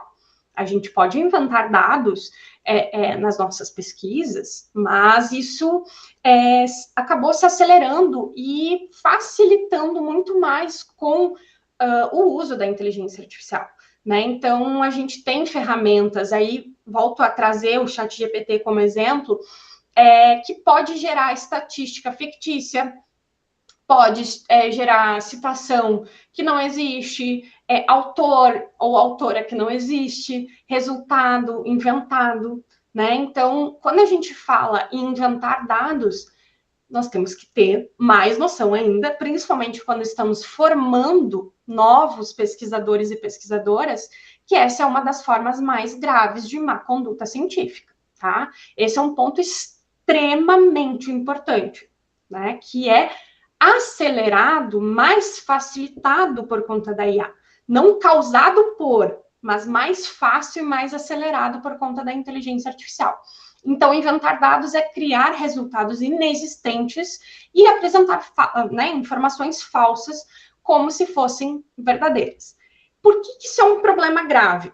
Outra coisa, né? O óbvio precisa ser dito. Isso compromete totalmente a integridade da pesquisa e isso vai prejudicar a confiança na ciência, gente. Isso é um problema muito grave em curto, médio e longo prazo, tá? E aí, pensando em várias áreas também, não só na nossa área da comunicação, né, mas isso gera impactos concretos em decisões clínicas, jurídicas, políticas, né, de maneira ampla. E aqui a gente pode citar várias questões, assim, de como funciona a produtividade acadêmica, de como a gente pode pensar em que essa criação, né, de dados e etc., pode auxiliar a criar mais artigos, para pontuar mais no Lattes, para a gente produzir mais, né, fazer recortes diferentes de pesquisas, inventar dados, e, sabe? Então, tem uma série de apontamentos que a gente pode fazer nesse sentido. E o que a gente pode, né, ressaltar em relação a essa questão? Nós precisamos reconhecer e, principalmente, prevenir e corrigir casos de dados inventados, tá? No dia a dia da sala de aula, acontece muito, né? A gente se depara com muitos casos de dados inventados a partir da inteligência artificial, nas atividades, nos projetos, nos artigos e etc. Tá? Para isso, a gente precisa adotar essa checagem rigorosa e transparente em todas as etapas da pesquisa ou do processo de ensino-aprendizagem. E aí, gente, a gente pode fazer uma reflexão sobre 2 pontos importantes. É preciso a gente entender o que é a alucinação da inteligência artificial e a fabricação, que são 2 coisas bem diferentes. A alucinação, na literatura da inteligência artificial, a gente pode encontrar esses termos em inglês, né? O hallucination e fabrication, tá? A alucinação é quando o chat GPT realmente alucina, tá, gente? Ele vai produzir informações falsas ou imprecisas sem que a gente vai pedir para ele inventar, tá? Então, assim, esse print aqui também para vocês, dessa imagem com o fundo preto, é mais uma vez eu conversando com o chat GPT e pedindo para ele definir a alucinação e a fabricação e exemplos de cada um. Então, para a gente entender o que é alucinação. Ó, quando a IA gera informação falsa ou imprecisa de forma não intencional, porque preenche lacunas com previsões estatísticas. Por exemplo, um exemplo acadêmico. Ele criou uma citação inexistente. O usuário vai perguntar assim para o chat GPT. Me indique um artigo, tá, de 2020, um exemplo, né, publicado na Revista Brasileira de Educação, sobre inclusão digital no ensino superior. O aluno ou o pesquisador foi lá e solicitou isso para o chat GPT. E a resposta da IA foi a seguinte: e criou simplesmente uma referência extremamente correta, né, nas normas ABNT, inclusive, gerando, vejam aqui, eu não sei se vocês enxergam o meu mouse, eu acho que sim, né? Gerando, inclusive, o número do DOI dessa pesquisa, que essa pesquisa não existe, tá? Então, aqui a gente tem Silva, M.O. Pereira, 2020, Inclusão Digital no Ensino Superior, Desafios e Perspectivas. Parece corretíssimo, tá? Só que esse artigo não existe. O ChatGPT combinou autores e temas plausíveis com um título inventado em um DOI falso.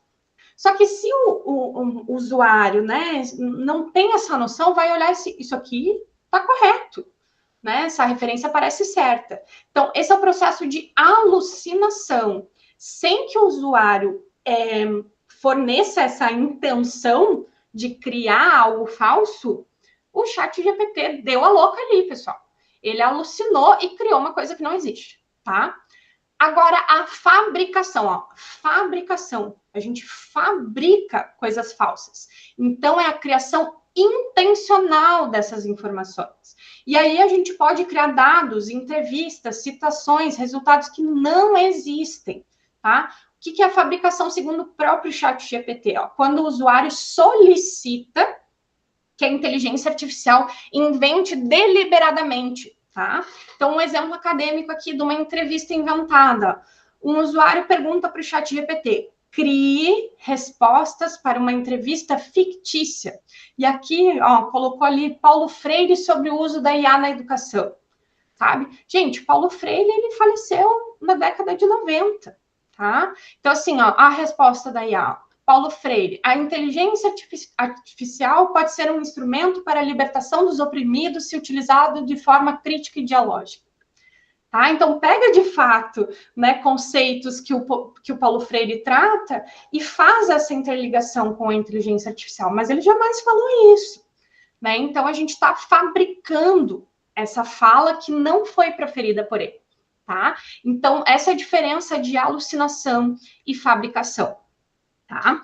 E aí, gente, na área da comunicação digital, da inteligência artificial, inclusive, né, é um dos pontos, assim, das diretrizes da UFBA, que a Prof. Aline também trouxe.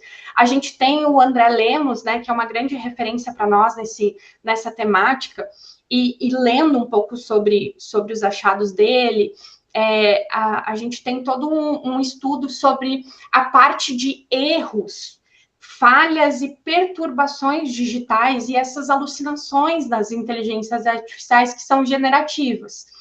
E aí tem uma pesquisa dele que é muito interessante, que faz essa diferenciação, né, dessas tipologias para a gente entender o que é um erro, o que é uma falha, o que é uma perturbação dentro dessa parte da alucinação.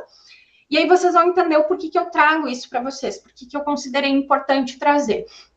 Esse é um artigo do Lemos de 2024, tá? Se não me engano, ele está ali no Drive também. Depois eu posso dar uma conferida, se ele não estiver, eu faço o upload para vocês. Por que é importante a gente diferenciar? Porque o erro é um erro literalmente, assim, né? Ele é uma saída incorreta de um sistema que não corresponde à realidade ou ao resultado esperado. Isso de qualquer ferramenta da IA.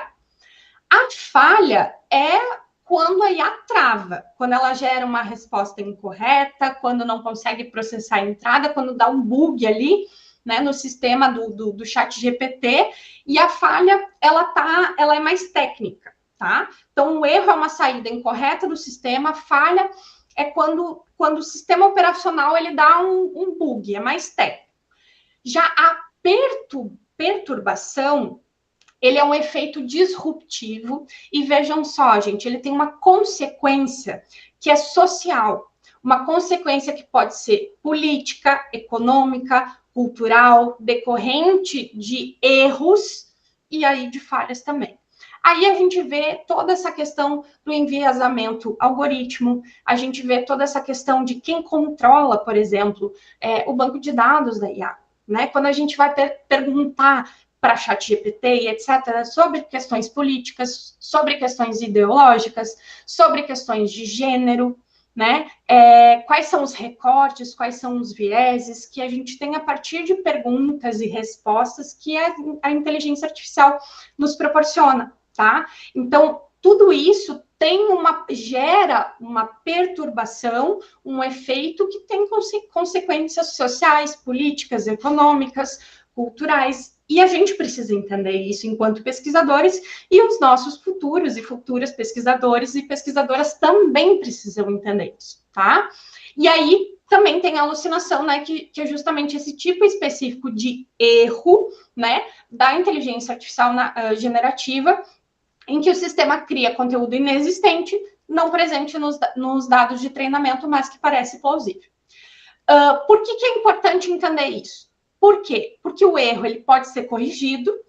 A alucinação, gente, ela precisa ser detectada. Isso sim, a gente precisa corrigir, a gente precisa detectar. E a perturbação, a gente precisa discutir sobre, né? Porque aqui envolve ética, envolve impactos sociais, envolve danos coletivos, tá? E a partir do que o Lemos fala sobre isso, nós passamos a entender esse erro todo como método. Ou seja, a gente olha para esse erro como uma forma de pensar o processo de ensino-aprendizagem da inteligência artificial. Então, na sala de aula, com os nossos alunos e alunas. Por quê? Porque se a gente faz com que eles e elas entendam esses erros, falhas e perturbações, a gente vai evidenciar os limites e vulnerabilidades da inteligência artificial. A gente vai conseguir gerar com eles e com elas esses debates éticos e metodológicos, seja em qualquer área de atuação, até mesmo na nossa área aqui na publicidade, né? A gente vai conseguir desenvolver, aprimorar o pensamento crítico, né, desses alunos e desses futuros pesquisadores. Isso é muito importante, porque aí a gente não usa só o ChatGPT como uma ferramenta para lá gerar o texto por completo. A gente faz com que eles percebam que o ChatGPT pode alucinar, e muito, e a gente percebe com eles quais que são as consequências disso. Para o jornalismo, por exemplo, para as relações públicas, né, para o serviço social, e a gente vai desenvolvendo isso junto com eles, tá? Aí, como é que a gente... aqui. Como a gente usa isso em sala de aula, né? Um exemplo aqui que eu justamente pedi para o ChatGPT gerar também, como um exemplo aplicado em sala de aula. Olha só, tema IA e produção de textos acadêmicos. Junto com os alunos, pedir para a inteligência artificial fazer um prompt, né, e solicitar para a inteligência artificial gerar referências sobre um tema específico, né? E aí, em conjunto, a gente pode identificar erros ou as alucinações, né, investigar como esses erros surgiram, se pode ser uma limitação do modelo, se a gente fez um prompt mal formulado, ou se é uma questão de viés do algoritmo, né? Discutir o impacto, por exemplo, se essas ferramentas forem usadas sem verificação. O que acontece se a gente simplesmente usar isso e não verificar, né? E também a gente pode construir com os alunos e alunas um protocolo de checagem colaborativo. O que nós, futuros jornalistas, podemos fazer para fazer essa checagem dessas referências? A gente pode construir isso em coletivo e também com base, né, por exemplo, nas diretrizes que foram formuladas pela universidade, né? E aqui, gente, isso é só a título de curiosidade, assim, né? Eu estava brincando um pouco, mexendo um pouco no ChatGPT, justamente para entender mais sobre esse erro como método de aprendizagem. E aqui eu solicitei para o ChatGPT gerar possibilidades, ideias de como trazer esse erro como método em sala de aula, né? E aqui a gente gerou, eu e o ChatGPT, né, uma tabela, assim, de resumo com algumas áreas, né, que compõem o nosso campus, não todas, né, mas algumas atividades sugeridas e alguns objetivos pedagógicos, né? A gente tem, por exemplo, aqui como fazer no jornalismo, né, uma checagem de alucinações, pedir para a inteligência artificial gerar uma notícia e os alunos verificarem quais são os dados reais e falsos, né? Esses dias eu estava dando uma aula no curso de jornalismo e a ideia era fazer um planejamento visual, né, de uma notícia, e foi gerado uma notícia via ChatGPT e o aluno achou esquisitíssimo que o ChatGPT colocou que o ministro da Fazenda era, não sei o que, Campos Neto, sabe? Ele gerou um outro nome de uma figura, assim, inventou uma pessoa que não existia e disse que era o ministro da Fazenda, sabe? Então, estimular esse pensamento e essa checagem junto com os alunos, né? Na área de direito, ensinar a audiência com o uso de prova gerada por IA com erros, nas relações públicas, né? Na publicidade, estimular a análise técnica e ética de peças publicitárias, né? Usar isso para desenvolver o senso crítico sobre o uso criativo, fazer a verificação disso. Então, tem várias possibilidades, né? A gente não vai adentrar aqui em função do tempo, mas que é interessante para usar, então, esse erro da inteligência artificial como método de aprendizagem, para a gente não realizar justamente essa fabricação e alucinação nas nossas, né, pesquisas, enfim, acadêmicas ou em qualquer tipo de produto que a gente for realizar o desenvolvimento. Isso é extremamente importante da gente entender, justamente porque a gente sabe que essas tecnologias, elas não são neutras, né? Que as perturbações, elas mostram, inclusive, quem é afetado com isso, né? De que forma todos esses vieses também das plataformas e de toda essa discussão que a gente precisa ter também acontece, né? Isso conecta também o ensino de tecnologia a temas como políticas públicas, desigualdades digitais, ética profissional, impactos culturais e muitos outros, tá? Para a gente fechar essa questão, gente, vale ressaltar que para o uso indevido, né, para a gente identificar o uso indevido da IA, nenhum critério isolado ele é suficiente, tá? A gente vai olhar sempre para um conjunto de evidências, a gente vai sempre buscar um diálogo com os alunos, né? E nunca criar esse clima de suspeita, sabe? Porque a gente não tem esse objetivo de punir, mas a gente sempre vai tentar orientar esse uso ético baseado justamente nessas diretrizes, né? Nessas formas de conduzir também essa lógica de pesquisa, de atuação ética junto com, para a, né, e sobre a inteligência artificial. E por isso a gente treina esse olhar, né? Não para ser um detector ou uma detectora de inteligência artificial, ou dizer isso é certo, isso é errado, mas para a gente preservar essa integridade acadêmica, né? Para a gente garantir, de fato, essa aprendizagem real, né, dos alunos e alunas como um ato pedagógico, né? Para a gente criar, não só adaptar, eu não gosto muito dessa ideia de adaptar, mas para a gente criar essas práticas pedagógicas de acordo, né, com essas características, com essas interfaces. E não essa coisa de pegar no erro, né? Ó, eu quero saber o que tu tá fazendo aí, o que tu tá usando. Ih, tá usando ChatGPT, não pode, sabe? Para a gente criar um clima de colaboração junto com essas ferramentas, tá? Então, não é sobre punição, né, gente? É sobre construir um compromisso coletivo, com a integridade, com a responsabilidade no fazer acadêmico. E a gente faz isso pensando a universidade como um espaço estratégico, justamente para a gente fomentar esse ambiente seguro, para a gente aprender, para a gente errar, para a gente conduzir, né, esse esforço e entender como utilizar, né, a técnica das ferramentas, mais esses valores de responsabilidade, de transparência e etc., né, da gente discutir todas essas questões e de ter um laboratório de experimentação que seja consciente, que seja crítico, né, justamente isso. E aí a gente entra numa lógica de pensar, e aí se encaminhando para o final, gente, quais são os caminhos possíveis, né? Pensando sempre nessa lógica global, local, olhar para essas produções nacionais, essas diretrizes, né, que estão pautando as discussões sobre inteligência artificial no Brasil, nas outras universidades, mas dar uma atenção muito localizada, situada à nossa São Borja, né, à nossa universidade, a todos os campi, e sempre tentar unir essas tendências tecnológicas a esse uso situado, a entender qual que é a nossa infraestrutura, qual que é a nossa realidade local, né, e garantir sempre que todos e todas tenham as oportunidades de acesso. Isso é importante também, tá?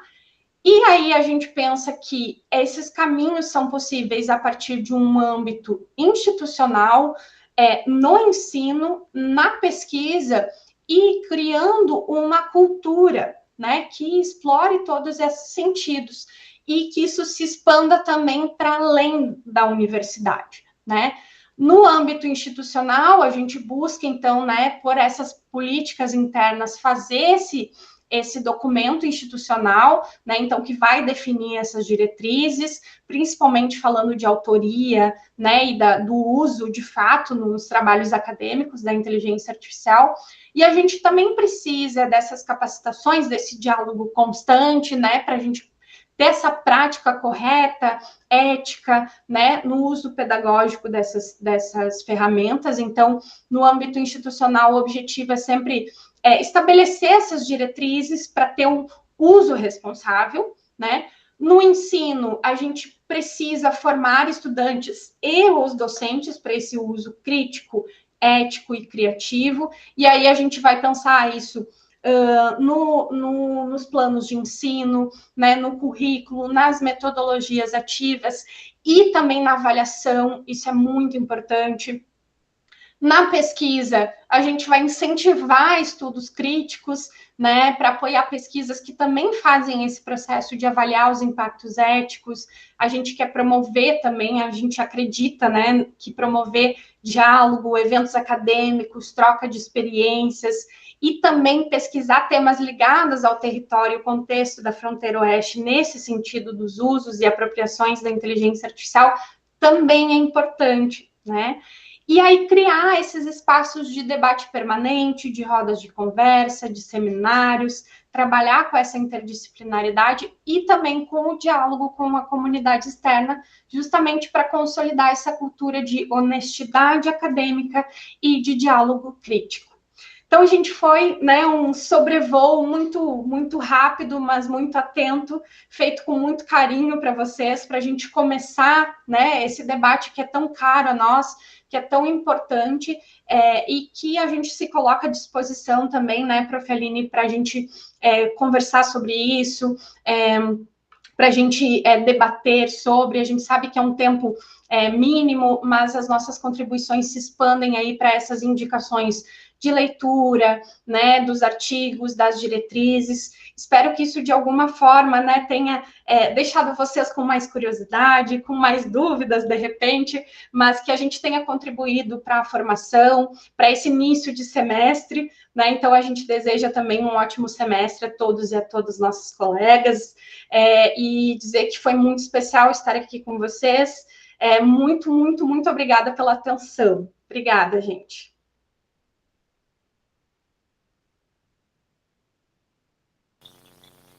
Muito bem. Eu não sei, professora, se querem agora deixar algum espaço para perguntas, questionamentos? Nós estamos abertas aí, se alguém quiser, né? Eu sei que a gente estourou o tempo aí, era até das 2 às 4, né? Mas se alguém aí estiver disposto e quiser trocar uma ideia, a gente está... Pode se manifestar, então. Alguém, eu acho que levantou a mão aí.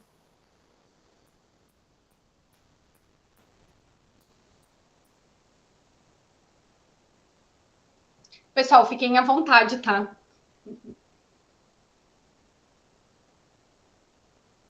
Não sei, para mim não aparece aqui. Se alguém sinalizou, pode usar a palavra, quem quiser aí, ou manifestar no chat aí.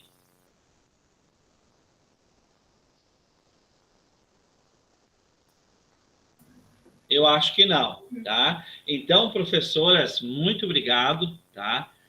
Por esse momento riquíssimo, né? Uma temática tão em voga. Eu lembro até o que a Sara falou, né? Tem esse grupo que está aí incumbido de começar essa discussão, esse GT, para que institucionalmente a gente tenha também esse debate, né? Reforçado. E muitas informações ricas nos trouxeram. Fica o nosso agradecimento também a todos que estiveram por aqui, né? E, ao mesmo tempo, já desejando, né, um bom semestre letivo a partir de segunda-feira para todos nós, que seja um ótimo semestre. E, mais uma vez, muito obrigado, Aline e Lara, por compartilharem esses conhecimentos conosco. Tá? Então, uma boa tarde a todos e a gente se vê pelos corredores da Uni. Boa tarde, pessoal. Tchau, tchau. Obrigada, gente. Boa tarde.